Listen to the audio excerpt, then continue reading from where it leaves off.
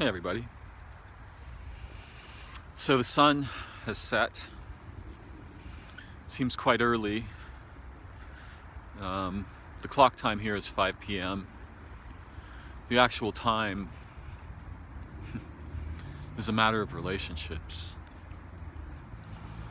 and not so much a matter of segments or, slices and circles and degrees. Though sometimes for some things those things matter, particularly perhaps for anything involving computers, synchronization, navigation, even in the old world, degrees, right? Really important little slices in circles or cycles, or how far above the horizon a specific star is, as can be determined with navigational tools, compasses, the strange and beautiful optical tool whose name currently escapes me. What is that thing called? Some of you will know immediately what I mean. Perhaps it will return to my awareness what I mean, the name of it. It's almost the first quarter of the second winter moon cycle.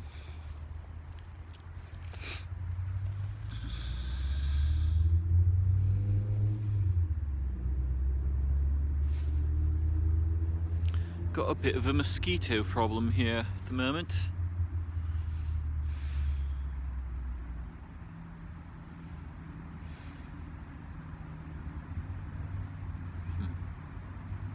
Saying hello to a friend.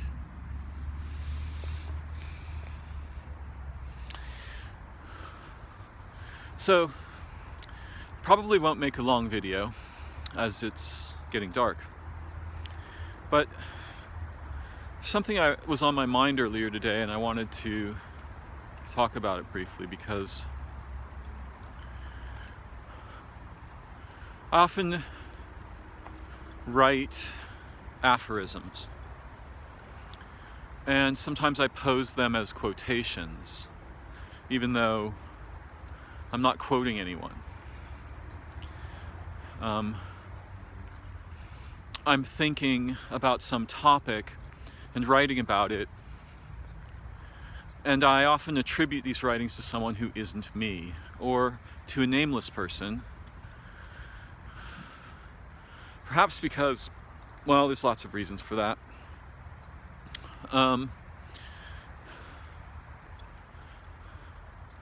If I think about a topic as someone other than myself, or as nobody, then I think differently than if I think as myself. And so I've toyed around with this principle of, I think it's called pseudepigraphy. Might be pronounced differently. It could be pseudepigraphy, don't know. But of writing with pen names. And there's lots of different sort of benefits and features to that process. In any case, that's not what's really important. I was looking at an aphorism I had written, and it said something like this. Anything that you find in words cannot be the truth. The truth is not a skeleton. The truth is not what's left over when we've evicted everything and only the language remains. This kind of thing. Though I'm not quoting it directly at the moment. So the idea is what's important. Now, what I want to point out about that for the moment is, do you understand how that statement is self-conflicting? If you say, in language, that words cannot be true and cannot capture the truth, then those words are included in the problem. The statement refers to itself in a peculiar way, without the writer necessarily having had that intention, or the speaker. And this turns out to be one of the very profound problems with language in general. And it's not something that we can easily escape or produce a principle that rescues us from. But there are principles that we can use to help us if we're intelligent and aware of the problem. It's a little bit like not falling off of a cliff, right? There's a number of issues involved. There's also an aspect of our minds that in some people becomes quite inflated or inflamed, that opposes being told things, right? It doesn't want to be told things. And it certainly doesn't want to be instructed about what to do. So in people who have, in people in whom this aspect has become inflamed, they are often diagnosed with what's called oppositional defiance disorder, or ODD. So that if you tell them, don't leave the light on, they leave the light on every time. Or they go and turn it on right now, this kind of thing. That's a rather clumsy example, but there's a problem with giving some people in certain situations, there's a problem with negative advice, right? Telling people what not to do. It's often much more useful to give them something amazing or beautiful or creative or fulfilling to engage themselves with.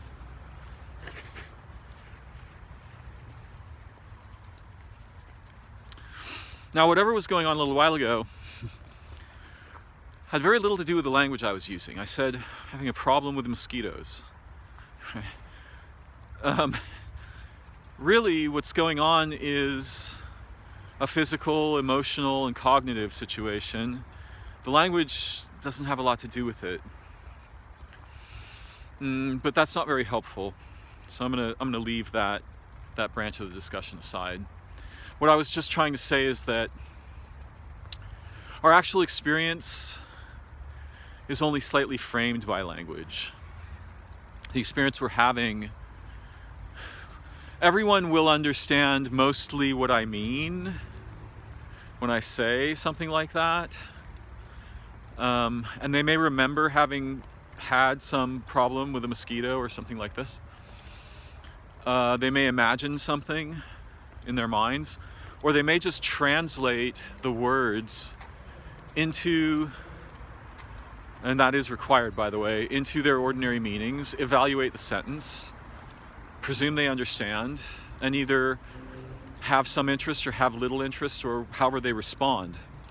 And by the way, that respond thing, that has to do with respawning a mind, right? Because if we don't respawn the mind, actually it would just, flatline.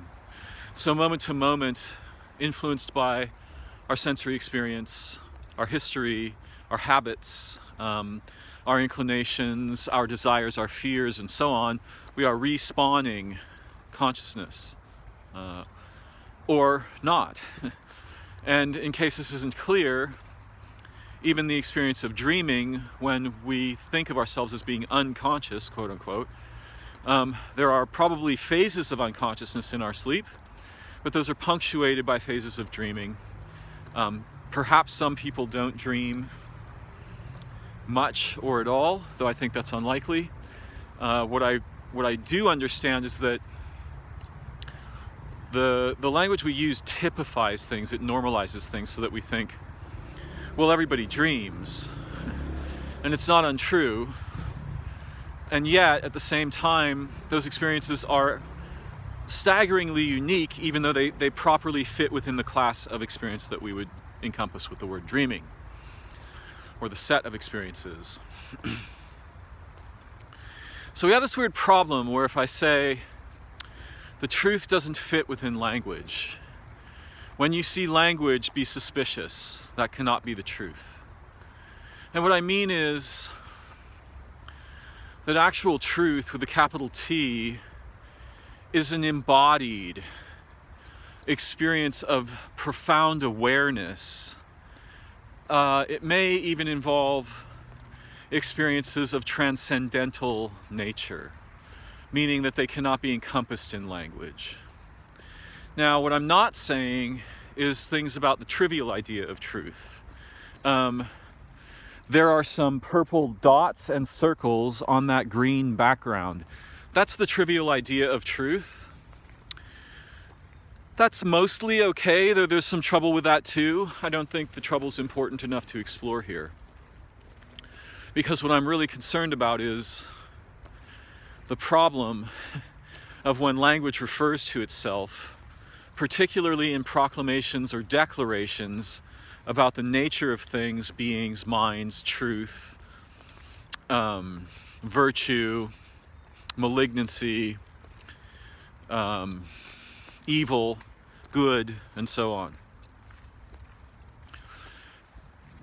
As I began to write aphorisms, I regularly discovered that it was very difficult to make any kind of critical comment that was deep and rich without that comment somehow referring to itself, including itself, and thus seeming to a mind aware on that, at that order of interpretation, thus seeming to contradict itself in a similar fashion to the way that I demonstrated with the first statement. And I don't have to talk about language for that to happen. There's all kinds of ways to talk about that. And one of the problems is that, well, there are two specific issues. The first issue I'm going to call an issue of normativity. And what I mean by that is that the language tends to produce statements that collapse the incredible uniqueness and novelty and specificity of our actual experience into norms and generalizations. And those generalizations actively exclude the otherwise staggering diversity of the situations, beings, concepts,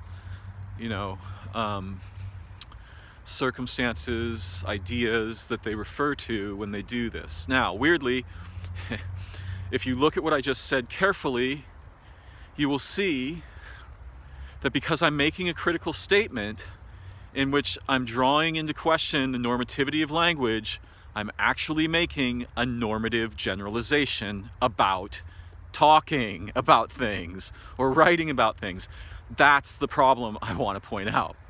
It's very difficult ordinarily to see this because it requires that our perspective inhabit an order of interpretation that is ordinarily uninhabited or rarely entered. But see, I'm having the same problem with that statement, right? So this is a fascinating conundrum. Now, again, we can't solve it just by declaring it, but we can acquire awareness of it, and that awareness can become nuanced so that our own relationships with language and statements and declarations and properties and qualities and sets and members can become much more intelligent and nuanced over time as we practice together, remaining aware of these problems and playing with them in our minds creatively. We can find ways to circumvent them, I think. And notice that statement doesn't have the problem, I think. Maybe it does. There could be a higher order of interpretation at which it does. We'll have to see. In other words, the positive statement of what we can do doesn't have the same problem as the statement of what we should be concerned about, right? And so this is the issue. What we should be concerned about often contains a secret trap. And the trap inclines our intelligence and awareness to collapse into a very narrow or point-like situation from which we're very unlikely to be able to solve problems or even understand them deeply. So the first issue that I'm concerned about is the problem of normativity. Generalizations, essentially, that are posed as if they pervade over all of everything, right? just the way that that first statement, the truth cannot be found in words. Right? Now, there's something meaningful about that. It's not just false.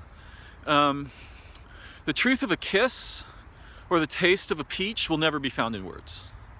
That's just a fact. But there are trivial kinds of descriptive truth that can be understood from words. So the second problem is what I'll call absolutism or completeness. And that's where the statements we make or read or are made, or declarations, proclamations, and so on,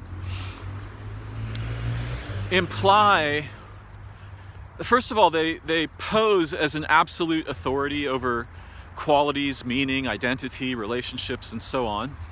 So there's a generalization there. And there's also a sort of absolutism. But what I mean is the circle is closed. There's no opening. It's not... The truth so often evades imprinting in language, right? Truth will never be found in language. I need to think of some other examples, and I may have a little trouble because I don't usually think this way.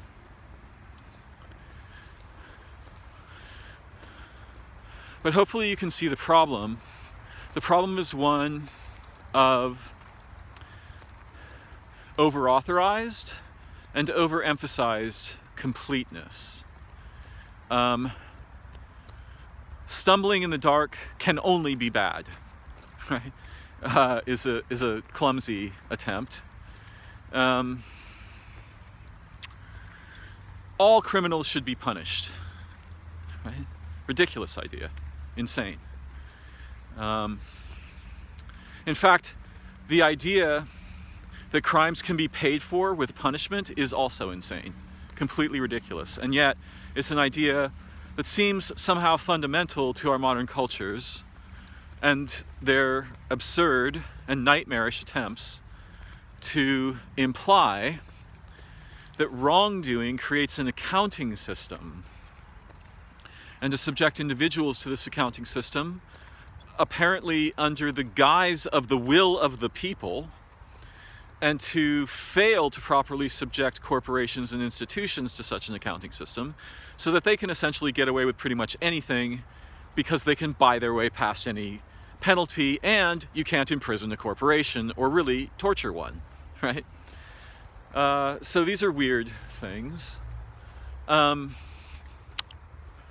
Dreaming is just nonsense, right? That's just a bunch of nonsense the mind does when it's asleep.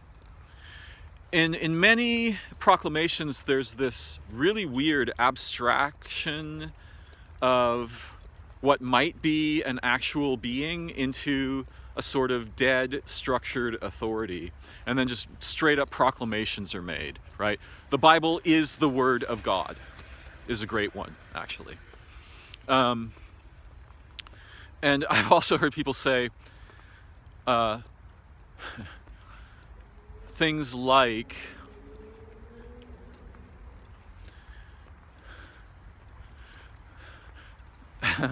I'm looking for a word, my vocabulary is failing me.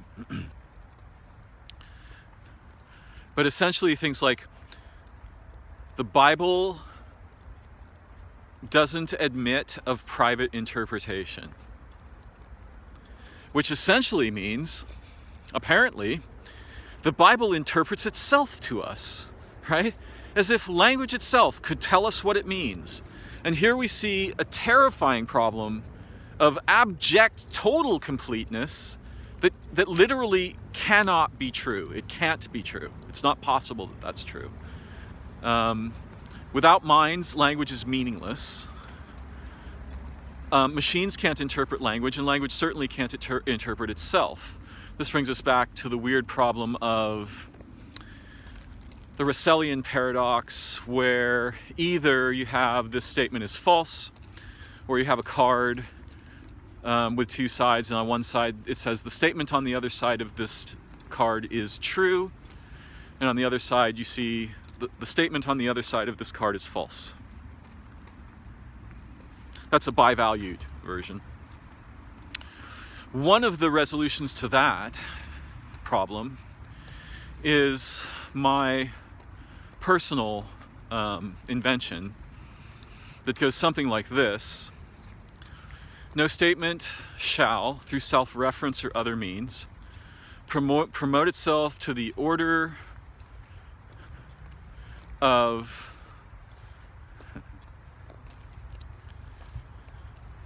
no statement shall, through self-reference or other means, promote itself such that it appears to be a mind, right? No statement shall promote itself to the order of minds, that which is required to interpret statements. There's a simpler version, which is statements aren't minds. Statements that tell you what they mean, especially if the weird problem with the Russellian paradox, by the way, it's named after Bertrand Russell, is if you say this statement is false, the first problem is that the statement has no content. And since it has no content, its only content is self-reference. That's all that's there, is recursion. So there's no content to determine whether it could be true or false. And also, statements don't tell us whether they are true or false. Minds determine the degree of verity in statements, either through evaluation or through a combination of evaluation, imagination, intuition, and so on.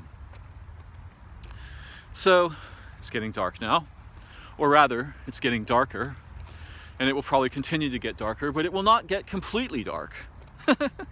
And that's the problem with the statements.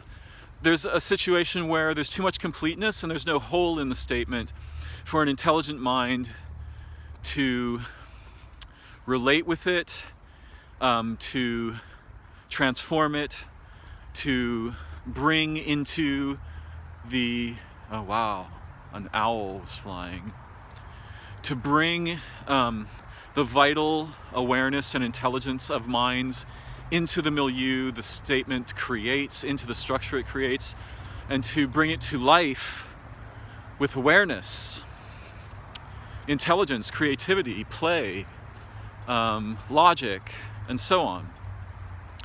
So the first part of the problem is normative, has to do with normativity, generalizations.